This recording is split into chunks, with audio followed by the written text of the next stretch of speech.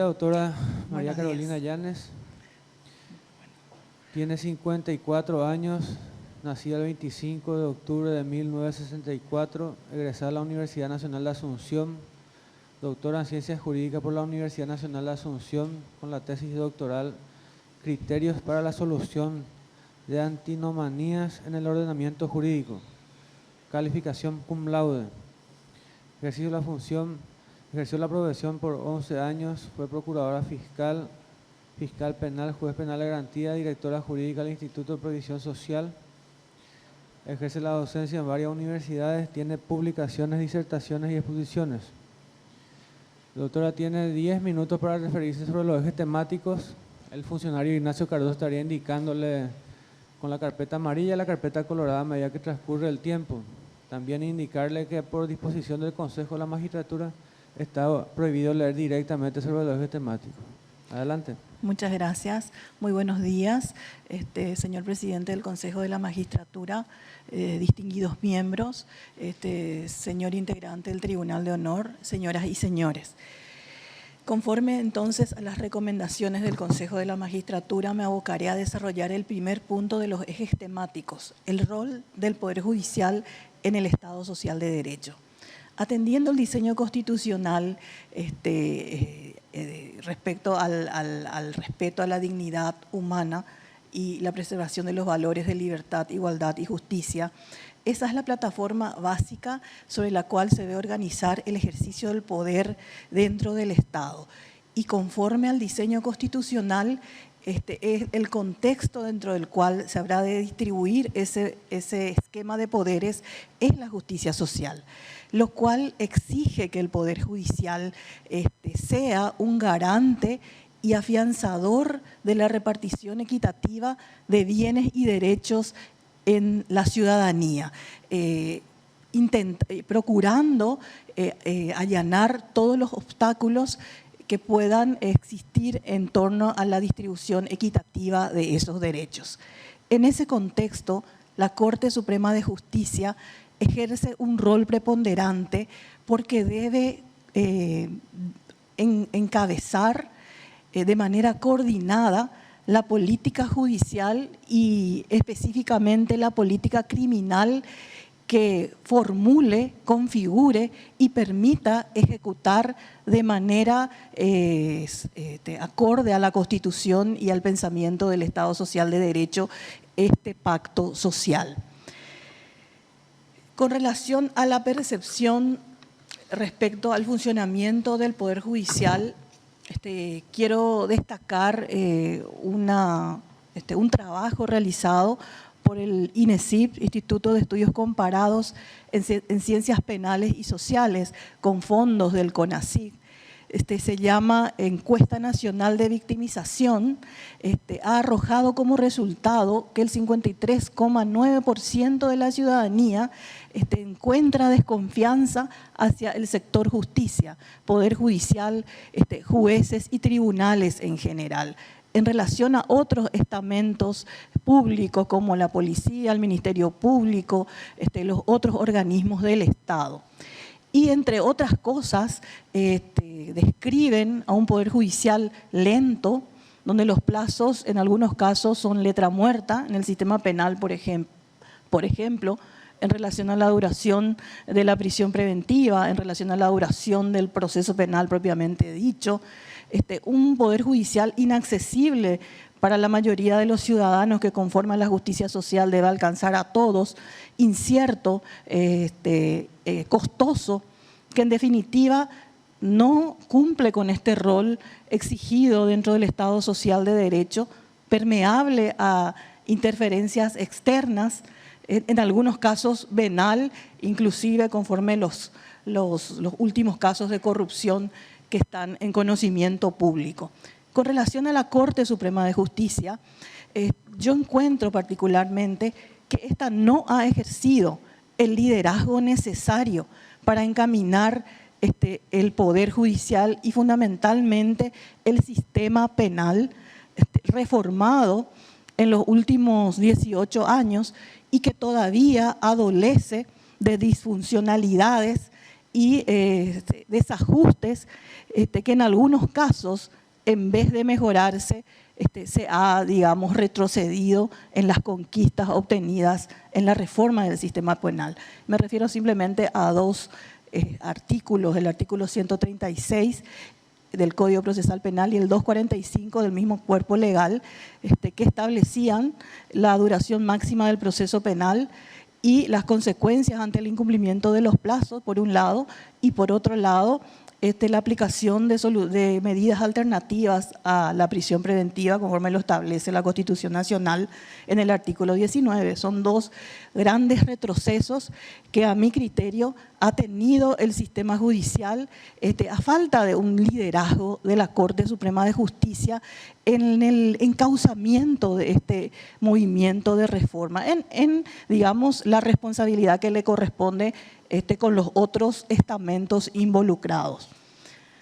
Con relación a mi propuesta, en caso de acceder al cargo de ministro de Corte, básicamente dentro de este contexto, yo me comprometo a promover y a trabajar de manera coordinada en la instalación de estas políticas judiciales y concretamente de la política criminal, desde la formulación, la configuración y la ejecución, porque esto es fundamental para que se pueda alcanzar las exigencias establecidas en el pacto social respecto a la aplicación equitativa de los derechos, al respeto a los derechos humanos y los derechos fundamentales. Hay un proceso de reforma inconcluso que debe avanzar hacia la incorporación de mecanismos normativos, materiales y también aspectos humanos y culturales que deben acompañar este movimiento de reforma, porque no es un simple cambio de ley lo que nos debe ocupar o preocupar. Nos debe preocupar el modo de la aplicación de estas herramientas legales. Y me comprometo a trabajar seriamente en la, digamos, promoción de esta reforma que debe continuar hasta alcanzar los niveles óptimos para la aplicación justa de la herramienta. Con relación a la corrupción, también debe ser un aspecto fundamental desde el momento de la planificación estratégica de las políticas judiciales. Es fundamental incorporar mayores mecanismos de transparencia, más allá de los que ya la Corte en los últimos años ha venido incorporando. No quiero desmerecer ni desmeritar el trabajo que ya ha venido haciendo al respecto con relación a la transparencia de las cuentas, la rendición de cuentas, las declaraciones juradas. Es necesario incorporar mayores mecanismos de acceso a la ciudadanía, al modo en que el Poder Judicial, los jueces administran justicia. Es fundamental oralizar la sala penal de la Corte Suprema de Justicia. De hecho, está establecido en el Código Procesal Penal la posibilidad de realizar audiencias orales en la fundamentación del recurso de casación y de revisión. Eso también está establecido para los tribunales de apelación. Y entiendo yo que esto sería muy útil para la democratización de la justicia y la consecución de los postulados del Estado social de derecho, entre otras cosas. Con relación a lo jurídico y lo jurisdiccional, trabajaré intensamente en que esa separación de la función jurisdiccional de la meramente administrativa se vaya, digamos, ampliando, de manera que los jueces y tribunales se aboquen exclusivamente al dictamiento de las sentencias, a la realización de los procesos y al dictamiento de las sentencias, y otros organismos se encarguen de lo gerencial y de lo administrativo, a los efectos de preservar el rol principal del Poder Judicial y de la Corte Suprema de Justicia. Con relación al sistema penitenciario, es importante insistir en la reformulación de las leyes, en este caso el artículo 245 del Código Procesal Penal y el 136 citado también del mismo cuerpo legal, a los efectos de descongestionar el sistema y al mismo tiempo asegurar la realización del proceso con el sometimiento del justiciable, pero de manera humana y respetuosa de sus derechos, tal como lo establece la Constitución.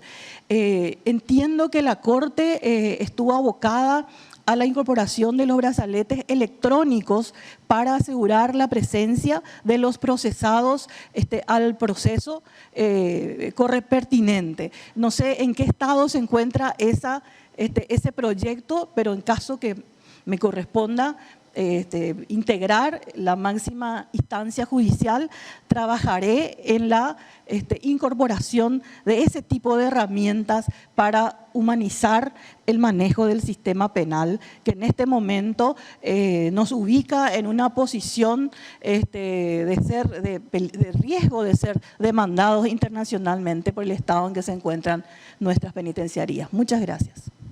Muchas gracias, doctora. Tiene la palabra el doctor Sixto Volpe. Sí, buen día, doctora. Buenos días. A su criterio, debía cercenarse de la Corte la función administrativa. Por lo menos separarse y ordenarse y no sobrecargar a los ministros de Corte de funciones eminentemente administrativas. ¿Y a cargo de quién quedaría la función administrativa entonces? Y se tendría que, a nivel o normativo, conforme tenemos actualmente la ley orgánica de la Corte Suprema de Justicia, crear un consejo administrativo integrado por personas que accedan por concurso de méritos a esos cargos y se encarguen exclusivamente de las tareas digamos, administrativas, como para poner al servicio de los jueces y de los tribunales todo lo necesario para que dicten holgadamente justicia. Gracias. Gracias, doctor. Tiene la palabra el senador nacional Juan Bartolomé Ramírez. Sí. Buen día, doctora. Un saludo a Buenos días. nuestro representante del Tribunal de Honor y a los ciudadanos aquí presentes en la audiencia pública, a los colegas del Consejo.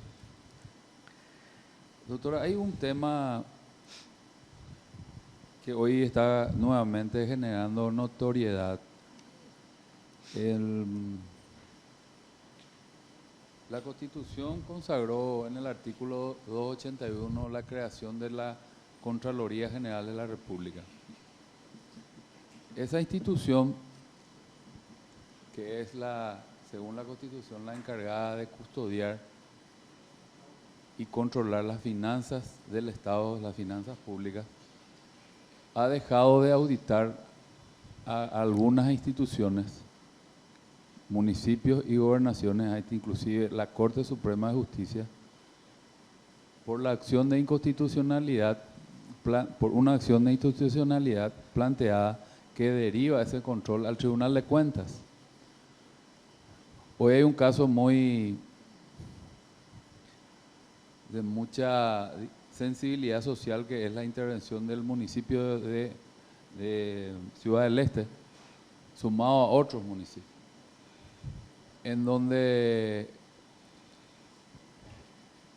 en las deliberaciones en Cámara de Diputados decían que el artículo constitucional que habla de las intervenciones, el artículo 3, dice que en caso de que no haya la unanimidad del pedido de intervención de la Junta Municipal, sería por el pedido de la mayoría previo dictamen de la Contraloría.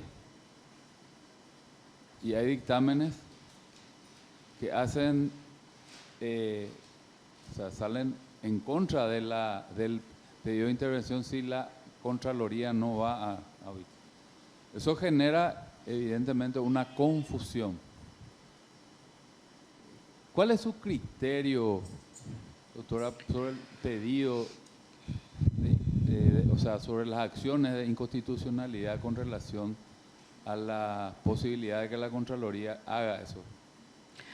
Bueno, a partir de controles. la Constitución del 92, al crearse la Contraloría como órgano extrapoder y asignársele la función prácticamente con exclusividad de fiscalizar y controlar el manejo del presupuesto de las instituciones públicas, es el órgano competente para intervenir o auditar cualquier institución que se vea, digamos, en una situación de sospecha como para que esta actividad se realice. A partir de la modificación del Código de Organización Judicial, la ley en el año 2004, si mal no recuerdo, se aclaró o se estableció que los tribunales de cuentas se dedicarán exclusivamente a la cuestión contencioso-administrativa. Ya no se habla de una verificación de cuentas. Tengo entendido que esa modificación legal del Código de Organización está vigente. No conozco los casos concretos en los que se ha planteado inconstitucionalidad y cuáles han sido los fundamentos como para escapar del control constitucional del manejo del presupuesto y de las cuentas, como para que la Corte falle en consecuencia. Pero yo creo que en un Estado republicano, como es donde se establece un órgano extrapoder con funciones exclusivas para el control de las cuentas y el manejo de los gastos y el presupuesto, tiene que ser la Contraloría la que realice dicha actividad. Yo tengo entendido que estas acciones se plantean y obviamente la Corte resuelve, pero para los casos concretos. Pero yo creo que eso no se puede establecer de manera general cuando la Constitución establece en el artículo 281 las funciones específicas de este órgano extrapoder.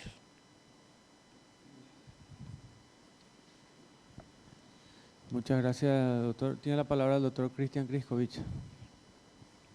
Gracias, presidente. Buenos días, doctora Llanes. Buenos días. Usted estuvo como profesional en los inicios del proceso de implementación de la reforma penal. ¿Cuál es su evaluación a lo largo de todos estos años? Muchos hablan de que fracasó la reforma, al menos de que hubo un desvío, o que las reformas legales posteriores alteraron el sistema de garantías. Si bien es una respuesta compleja, sé, ¿verdad? ¿Qué nos puede decir al respecto?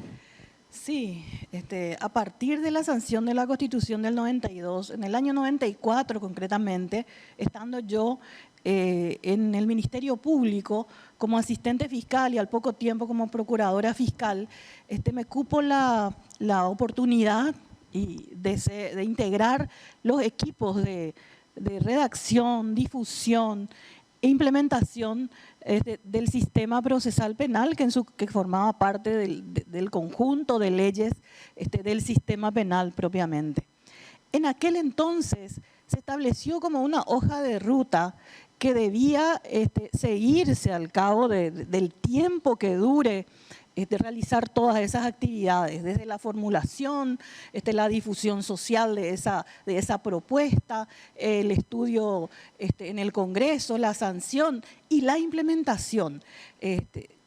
Me cupo estar en el Poder Judicial hasta el año 2005 como jueza penal de garantías, inclusive participando de medidas tomadas por la Corte Suprema de Justicia en aquel entonces en materia de implementación. Voy a hablar de mi experiencia específica, ¿verdad? Estuve como juez penal de garantías en los tribunales, en los juzgados de la etapa intermedia, de la fase intermedia del proceso penal. En aquel entonces la comisión mixta, integrada por la Corte Suprema de Justicia, la Fiscalía General del Estado, creyó importante separar, descargar al juez de garantías del congestionamiento que significan los turnos, por ejemplo, y darle un espacio como para que resuelva en audiencias preliminares. Porque siendo la audiencia preliminar un espacio fundamental dentro de la política procesal que estaba, digamos, delineada en ese entonces, era la antesala para determinar qué casos irían o no a juicio oral. O sea, era fundamental consolidar y fortalecer ese espacio del juzgado de los juzgados de garantías, de la realización de las audiencias preliminares orales, ¿verdad? Y determinar políticamente, dentro de la política judicial y criminal, qué causas irían al juicio oral. Eso duró un tiempo nada más. Yo ya estaba fuera cuando se desmanteló esa separación o esa implementación material que hizo la Corte, y a partir de entonces me cupo ejercer la profesión, y yo vi una desvirtuación hasta hoy completamente de las funciones de garantía de esa etapa del proceso penal. Porque hoy en día no existe prácticamente una separación. El juez de garantías está abarrotado de causas que ingresan por los sucesivos turnos que tiene que asumir en la capital, por ejemplo, y en el interior también, y audiencias de medidas cautelares que tiene que atender, porque son audiencias que tienen plazo. O sea, para mí se ha desvirtuado completamente los fines político-procesales del sistema penal.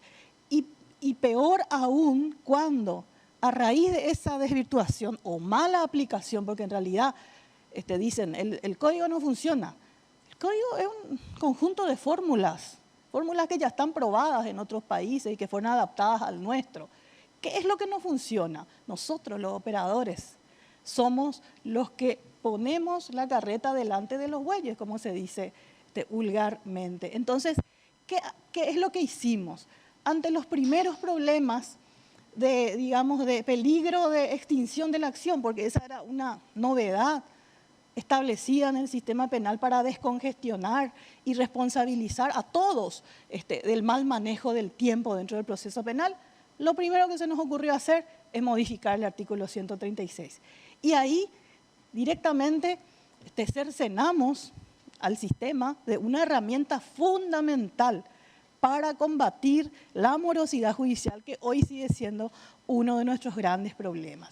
Y en segundo lugar, cuando la sociedad alarmada por la famosa puerta giratoria de entrar y salir de los delincuentes que caían en los diferentes hechos punibles, lo único que se nos ocurrió hacer es modificar el artículo 245 antes que tomar otras medidas que ya estaban establecidas en el plan de implementación del sistema penal, como por ejemplo los mecanismos electrónicos de control y sometimiento de los justiciables al sistema. No, modificamos el artículo 245, tasamos las medidas cautelares en contra de lo que establece el artículo 19 de la Constitución Nacional, estableciendo una clara antinomia legal entre el artículo 19 de la Constitución Nacional y el 245 del Código Procesal Penal. No son los únicos problemas, pero son los más importantes y los más graves. Con relación al plazo, es un derecho, es una garantía fundamental. El plazo razonable está establecido en el Pacto de San José de Costa Rica, al cual el Paraguay está adherido y comprometido a cumplir. Con relación a las medidas cautelares, la situación es similar y más grave aún, porque parte de la responsabilidad del hacinamiento de las penitenciarías actualmente es del Poder Judicial y de todos los operadores, me incluyo también, porque no hemos sabido instalar culturalmente el nuevo sistema penal. Lo primero que hicimos fue buscarle la vuelta y ver de qué manera chicanear. Con las recusaciones, con los reposos médicos fraudulentos, en la mayoría de los casos. Entonces, nuevamente, ¿qué hicimos? Pervertimos el sistema con los viejos vicios del anterior sistema. Y no nos sacamos el ropaje inquisitivo. ante cualquier situación de crecimiento de la criminalidad o percepción de que la criminalidad ha avanzado, lo primero que hacemos es buscar tapar el sol con un dedo, encerrando a las personas antes de tener una condena. Entonces, estamos haciendo exactamente lo que no tenemos que hacer para sostener y consolidar el sistema penal. Y lo digo como, me siento también responsable. Yo no sé si hubiese colaborado más estando adentro del Poder Judicial o afuera, pero en ese momento en que decidí renunciar, al cabo de los 5 años de cumplimiento del mandato en el Juzgado de Garantías, consideré que podía trabajar desde afuera, a través de la cátedra, a través del INESIP y de la sociedad civil, en apoyar esa instalación cultural del nuevo ordenamiento, del nuevo modelo acusatorio.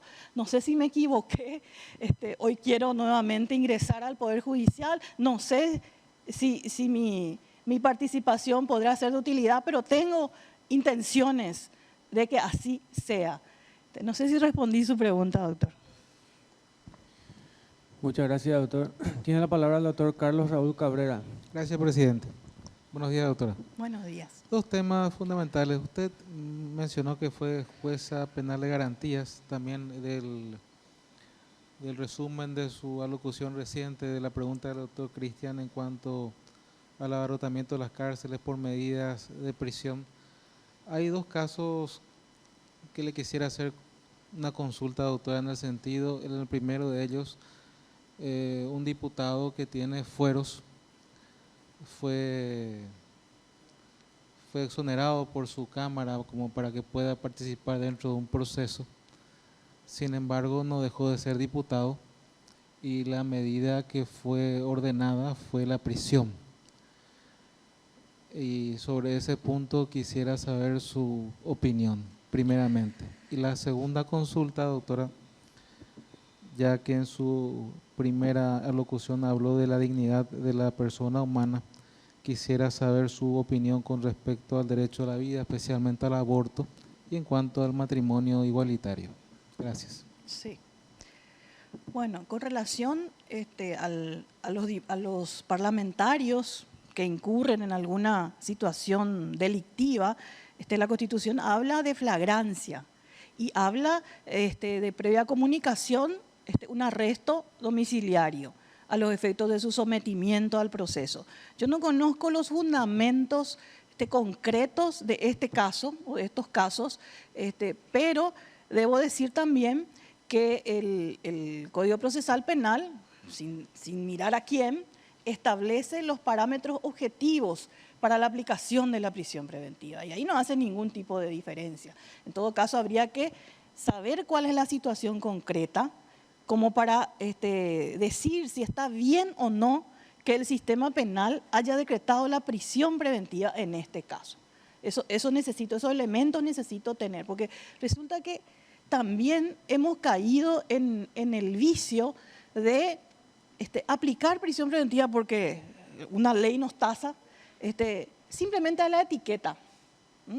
Yo tengo un hecho grave de homicidio, narcotráfico, enriquecimiento indebido, hechos que tienen una pena mayor a 5 años, y sin analizar el contenido fáctico y probatorio que tengo que tener, directamente ya decreto la prisión preventiva. Estoy hablando como operador en general, sin analizar. Entonces, ¿qué es lo que se hace? Se vacía de contenido el proceso en sí de valoración de elementos que tiene que hacer un juez para dictar una medida tan grave que es como la privación de libertad de una persona que aún no está condenada, ¿verdad? Es muy grave lo que se hace. Se decreta directamente la prisión preventiva, dice homicidio, pero si no hay un elemento objetivo que lo vincule, yo no tengo que decretar. No, pero el jurado me va a enjuiciar. Pues no es así. El jurado va a hacer un análisis de la situación. Entonces, yo encuentro problemas de orden normativo y de aplicación también. En el caso del 245, eso tiene que ser modificado. Si está dentro de mis posibilidades, yo bregaré por ello, porque estamos convirtiendo al sistema procesal en una herramienta de inconstitucionalidades. Y nosotros estamos permitiendo eso. Bueno, eso con relación a esa primera pregunta. Con relación al derecho a la vida, conforme a la Constitución vigente, debe estar amparada desde su concepción. Yo estoy de acuerdo con eso, conforme a mi fe y a mis creencias, estoy de acuerdo. Ahora, la situación, la problemática generada por los abortos clandestinos, las lesiones e inclusive fallecimientos de mujeres que se someten a esa situación de necesidad, es un tema que está en la realidad y que hay que encarar, hay que debatir, hay que discutir. La sociedad tiene que, representada por todos los sectores me refiero a los católicos, a los no católicos, a la diversidad que tenemos como ciudadanía, tenemos que caminar hacia una respuesta, pero tiene que ser consensuada esa respuesta, para poder plasmarla en una ley que despenalice, por ejemplo, el aborto. O sea, yo soy consciente de que eso tiene que darse de esa manera, es un proceso que tiene que darse. Llegado el día en que se produzca ese consenso y se logre, digamos, esa despenalización, y si yo soy juez, en ese momento seguramente que me atendré a lo que dice la ley, y obviamente podré también seguramente hacer mis objeciones con relación a mi creencia y a mi fe religiosa, ¿verdad? Entonces, eso es lo que pienso en relación a ese tema del aborto.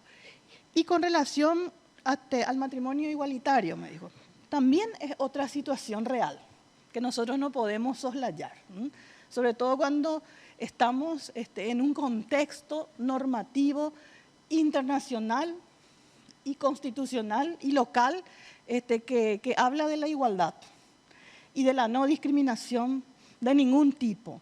Nosotros como sociedad tendríamos que construir también alguna respuesta civilizada a esa situación y a esa necesidad. Yo vuelvo a decir, como católica, seguramente que no voy a estar de acuerdo con que sea a imagen y semejanza de lo que yo considero una unión entre hombre y mujer. Pero ¿quién soy yo para decir que eso está bien o está mal? Soy apenas yo con mis circunstancias culturales y religiosas. Es la sociedad la que tiene que avanzar hacia las respuestas. En las democracias, las leyes no se imponen, se consensúan, porque son fórmulas de convivencia pacífica y civilizada que nosotros adoptamos para vivir en armonía. Entonces, en relación a estos dos temas, haciendo la salvedad de lo que yo personalmente pienso como ciudadana, y en el caso en que integre la magistratura, me voy a atener a lo que diga la ley con las reservas del caso. Muchas gracias, doctor. Tiene la palabra el doctor Luis María Benítez Riera. Buen día, doctora. Buenos días. He leído sus libros muy interesantes y todo su trajinar, diríamos, jurídico. Por eso me interesa dos temas puntuales y sé que usted lo conoce, ¿verdad? Y hay, lógicamente, discrepancia dentro de lo que le voy a preguntar. O sea que quería saber más si usted qué criterio tiene, ¿verdad? Sobre el tema, hizo hincapié en el artículo 136. El artículo 136 es un artículo muy interesante, 3 años, pero después vino la ley Camacho, apareció la ley Guastela, que ahora fue derogada, que nosotros decimos gracias a Dios, ¿verdad? Presentación de la señora diputada Rocío Vallejos, aceptada lógicamente por las cámaras y por el Ejecutivo, entonces promulgado y deja sin efecto. Entonces, mi preocupación, o sea, mi pregunta es la siguiente, porque como usted sabe, usted también es estudiosa del derecho, a mí me gustan estos temas. Entonces, ¿qué piensa usted sobre este punto, los 3 años, ¿verdad? Todo desde la época del doctor Wildo Rienzi, ya fallecido, ¿verdad? Una excelente persona. Él se interesó también y había preguntado, había pedido dictámenes sobre ese artículo 136 en su época. Poca gente lo sabe, ¿verdad? Solamente los que estuvimos involucrados. así también lo hemos consultado con el profesor Binder, usted era el equipo de Binder, yo también, etcétera. Claro, usted por el Ministerio Público, yo por la Corte Suprema. Usted tuvo mayor incidencia con Rocco Rego, Marcos Con, sé todo el grupo, ¿verdad? Entonces me gustaría saber, ¿verdad?, su criterio con respecto, porque se ha manifestado que la Corte ha retrocedido en ciertos articulados, pero me interesa más este 136 y yo considero que cuando el caso es de suma complejidad, al contrario, para evitar la impunidad habría que darle más tiempo, ¿verdad? Lo que comparto es que el término establecido en primeras aguas era muy corto.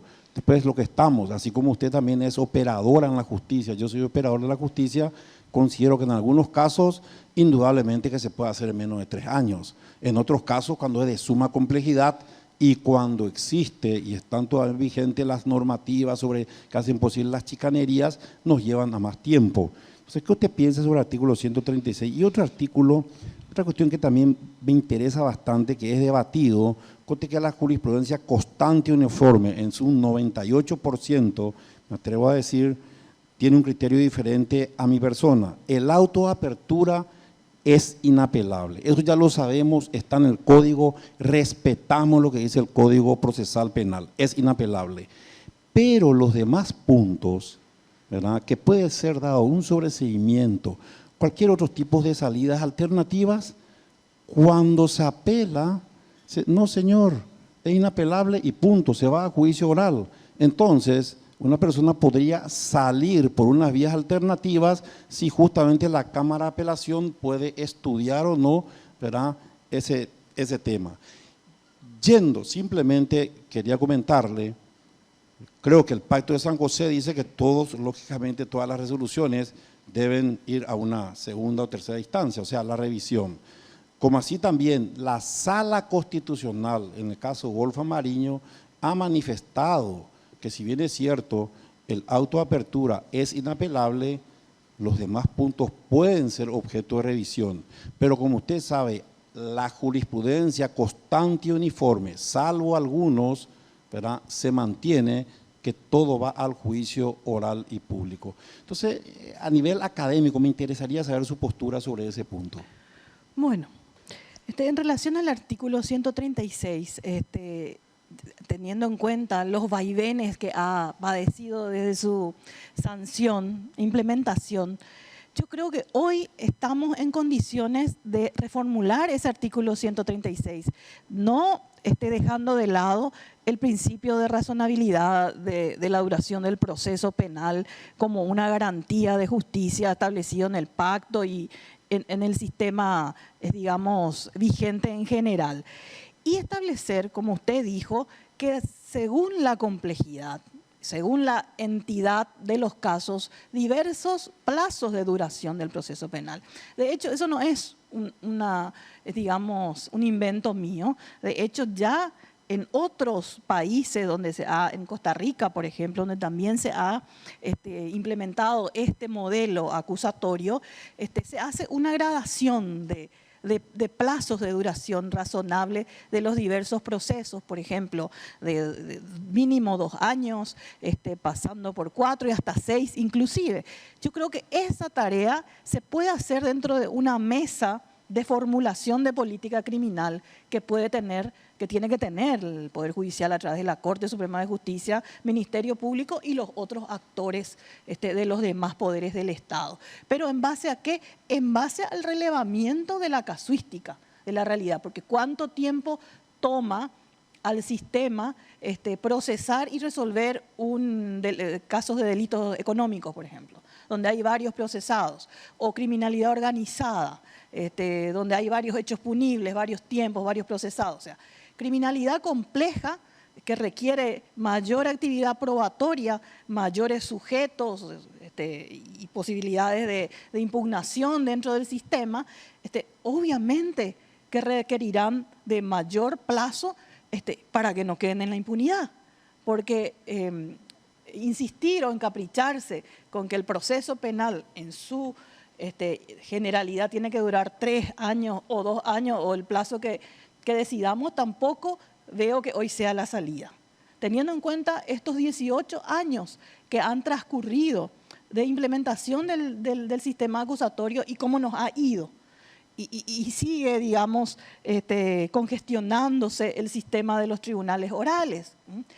Pero hay otra cuestión que tiene directa relación con esa reformulación del artículo 136 y tiene que ver con la correcta aplicación del artículo 301, que si bien es cierto, cae en el ámbito del Ministerio Público, son los jueces de garantías los que avalan, aceptan y impulsan esas iniciativas. ¿A qué me estoy refiriendo? A la aplicación de la discrecionalidad en el ejercicio de la acción penal. Y eso también forma parte de una mesa de política criminal. ¿Cómo? ¿En qué medida? ¿Cuánto? ¿Hasta dónde? Conforme a los hechos punibles, según las regiones, la incidencia, la frecuencia, el reclamo social, la alarma, etcétera. Todos esos indicadores nos tienen que dar parámetros para que podamos nosotros delinear cómo vamos a ejercer el poder penal del Estado y en qué casos vamos a llevar a juicio oral y en qué casos vamos a llegar a soluciones alternativas. El sistema tiene esos mecanismos y esas herramientas y eso está subutilizado. Y usted sabe, como ministro y integrante de la sala penal, que muchos casos que van al juicio oral no tendrían por qué haber llegado al juicio oral. Y te dicen a veces los fiscales o los sí, pero no hay ánimos conciliatorios. Eso se construye, eso se instala culturalmente, eso también se socializa, porque el sistema penal, más allá de que el responsable principal es el Poder Judicial, el área penal del Poder Judicial, también hay una corresponsabilidad de la sociedad civil, porque hay muchos mecanismos, como por ejemplo el de la reinserción social, que requiere de la ayuda ciudadana para que eso se pueda verdaderamente materializar. El sistema de asesorías de prueba, por ejemplo, que no está desarrollado, no está implementado, es apenas una posibilidad que nunca se implementó, por eso digo, el paquete de reforma está inconcluso, podría ser de gran utilidad para conjugar todos esos obstáculos que hoy tenemos en la duración del proceso penal. ¿Por qué duran tanto tiempo los procesos penales? Porque todo sigue el mismo derrotero. Cuando que hay una diversidad de respuestas, todos van para el juicio oral. Cuando que está demostrado que de 100 casos, con suerte, 90 y más se pueden solucionar antes legalmente, ¿verdad? Bueno, entonces, creo que se pueden hacer muchas cosas desde la digamos, planificación estratégica de cómo se va a ejercer el poder penal, con las herramientas que tenemos y con algunos ajustes normativos como el del 136, por ejemplo. Con relación a la inapelabilidad del auto de apertura a juicio oral, ese es un modelo digamos, de impugnabilidad que se estableció en el sistema. Es una decisión política de ese momento histórico que puede variar. ¿Qué es lo que se dijo? Les voy a nada más transmitir lo que se dijo en relación al sistema tradicional de impugnación o de los recursos. O sea, apelar a la autoapertura para que la Cámara resuelva. Se dijo que eso iba a dar nuevamente pie a una demora probablemente indefinida para llegar al juicio oral y que prácticamente el juicio oral sería una quimera inalcanzable porque nuevamente la chicana se iba a instalar en el recurso, en ese recurso de esa decisión de ese juez de garantías. Entonces, ¿qué se estableció? Sin soslayar la garantía del derecho al recurso establecido en el Pacto de San José de Costa Rica, es derecho, todos tenemos derecho a una segunda oportunidad en relación a lo resuelto, se estableció un sistema de control horizontal. ¿A través de qué? A través del Tribunal de Sentencia, que es otro tribunal de primera instancia que tiene, si bien es cierto, funciones distintas, en general se rige por los mismos principios de control, de regularidad de los actos procesales. Y de oficio puede controlar si el juez resolvió correctamente cada uno de los parágrafos que conforma el auto de apertura a juicio o a petición de parte como en la realidad sucede. Se plantean los incidentes antes de la realización del juicio y el tribunal revisa nuevamente si todos estos medios fueron correctamente medios de prueba fueron correctamente admitidos, hay alguno que tiene que ser excluido o incluido algún otro, etcétera.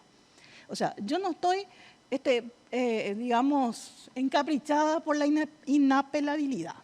Se puede ver el otro modelo también, teniendo en cuenta la experiencia que hemos tenido.